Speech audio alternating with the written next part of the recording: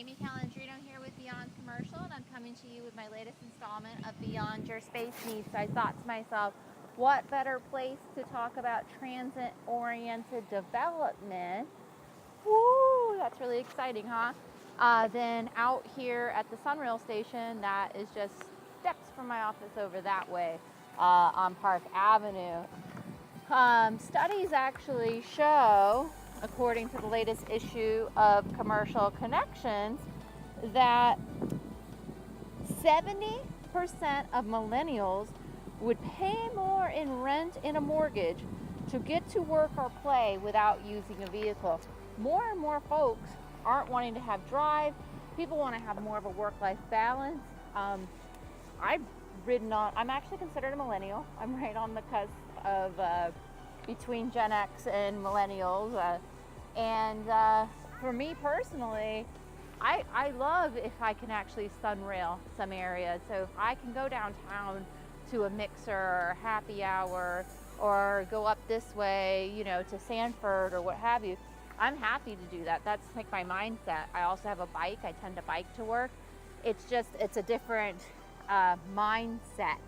So a lot of communities, and this is a national publication actually put out by the National Association of Realtors for Commercial Realtors, has said this has been kind of a big push here since 2014. There was a study by the Urban Land Institute that talked about infrastructure 2014 shaping the competitive city, and transportation infrastructure is top of over 400 public officials and real estate leaders. Also, just more than ever, people do want to be able to walk places, bike places, catch rail, those kinds of things. So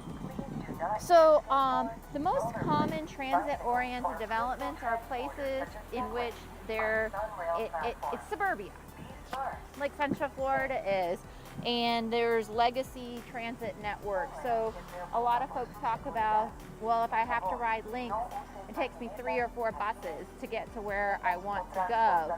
And that's like, I hear that a lot. And so people want to more easily get to all the places. And so it actually in the magazine features Orlando is one of the driving factors here in transit-oriented development.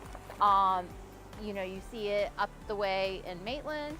You can also see it in Lake Mary, where they're centering the development based on the accessibility to transit.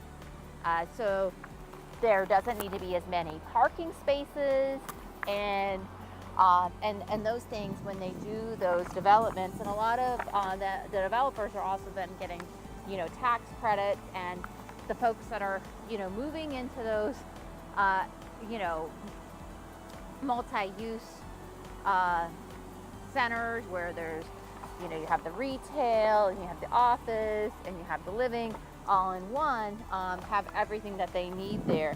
And so it's really starting to happen here in Orlando. I hear a lot of people complaining about these apartments and condos going up along the rail centers, and they're like, oh my God, the traffic is already so bad here. Well, think about it though. They're building it on the rail. A lot. I know a number of people that end up moving into these areas and they don't even get a car, because why am I going to spend $300 a month car payment, a couple $100 a month on insurance?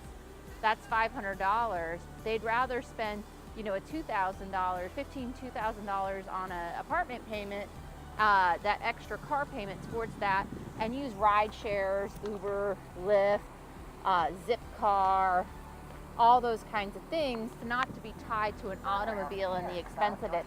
It's more of a priority. So everyone's priorities are different, but wanted to kind of touch on transit-oriented development and how Orlando is really starting to become an example for other communities.